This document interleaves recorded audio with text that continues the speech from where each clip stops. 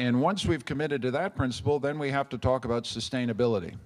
We need to make sure that that great system is available for our children and grandchildren. And how do we do that? What we've said as a party up to now, and we haven't finished thinking, we haven't finished elaborating, we haven't got the whole thing out there, is we have got to start having a conversation about health prevention, health promotion, health education. And VON is at the front line of that. Every time you go into a house, you're in the health promotion, diet, exercise business. All of that is crucial. We have to have a pan-Canadian approach to health promotion and health education. You have to be part of it. High school teachers have to be part of it. Everybody has to be part of it to improve diet, to improve fitness, to improve exercise. This is key. And we have to be there, so that's number one. We have to look very seriously, and this is something that I've been down to the local health center in Scott's Own Riding. We've got to make sure we get healthcare services to parts of Canada that do not have access to good quality health services. We've got to get docs, nurses, and nurse practitioners into rural and remote and northern communities in Canada. That's extremely important if we care about equality. So we've got a proposal that says we're going to forget your student debt or help you with your student debt if you commit to serve in remote, rural, and northern communities. And that, I think, will help us to redress the inequality access. The other thing we've got to do is put an enormous emphasis on what you're saying here. Healthcare starts at home. The future of healthcare is in the home. Everybody, as they look at the sustainability challenge, says we want to get people out of hospitals, we want to get them out of chronic care beds, we want to get them into a home. It's better for families, it's what they want, and it also has potentially huge cost savings if we do it right and if we don't increase the burden on unpaid family caregivers. So we see this as the next frontier here, and that's why we've come up with a family care plan that some of you may know about. It has two important features. One of them is to increase the compassionate care program under employment insurance.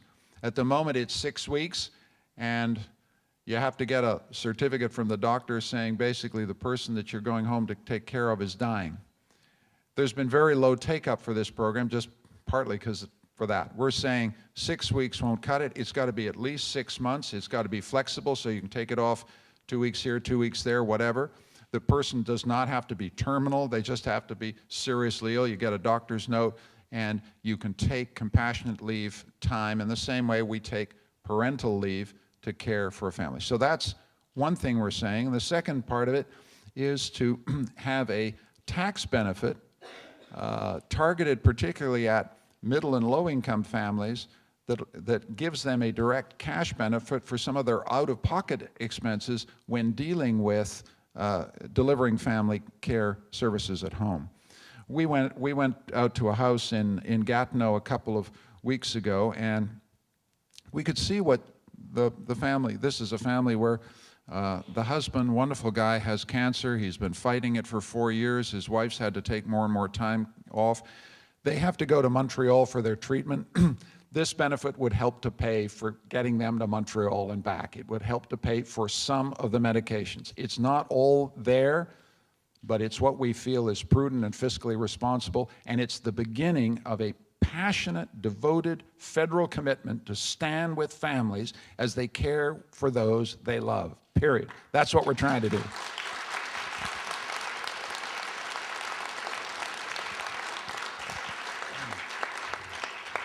And I'll wrap it up at this point, but if you think about sustainability, we got to think outside the box. We got to think outside the hospital. We got to think about the home as the crucial point of delivery for Canadian health services. And so we need all your help, all your research, all your experience as we move forward to go back to where I started. Universally accessible, publicly funded, point of service, medical care for every Canadian. The home is the new frontier, and we need to help you make that new frontier a world leader. We need Canada to be the world leader in this area.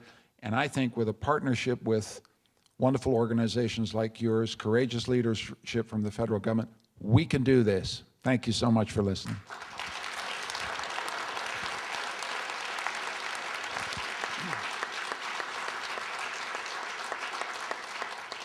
So what I'd like to do is we've got a mic here with questions, and we've got, because we've got online facilities, we've got, we can go to questions from the web, that is caregivers and nurses and people across the country are able to tune into this discussion. So I hope we'll go to that mic and then to the web and keep on going. Sir, your question. Good morning. My name is Dean Labute. I'm a member of the Viewing Canada National Board, and we would like to commend you for your family care plan. But what we would like to know from you, how do you connect the dots to those with the dots to home and community care? Because no plan in isolation can be successful. It must be connected to the home and community care. Well, this is why I'm in the room, to connect those dots. And I think instead of giving you an answer, we need to figure out what the question might mean. What we've said is we are encountering, when the business about being politics, the great part of being politics is I spend my time listening. And what I hear for families is there's a burden of $9 billion of unpaid care in the Canadian home by conservative estimates. And we're saying, if you put our program together, it's a $1 billion commitment to help families the burden of care. But that's only the start. It doesn't link up, this may be where your question is going, to all the community care services that we need. And we haven't got a pan-Canadian strategy about how to think about this. And one of the things that we've also said is that as we go forward to negotiate a new health accord with the provinces, you'll remember that Prime Minister Martin signed a 10-year health accord with the provinces in 2004. 10 years of financing, $40 billion, you'll remember that. It's one of the reasons we've been able to sustain health care during this period was that commitment from the Martin government. But it's running out.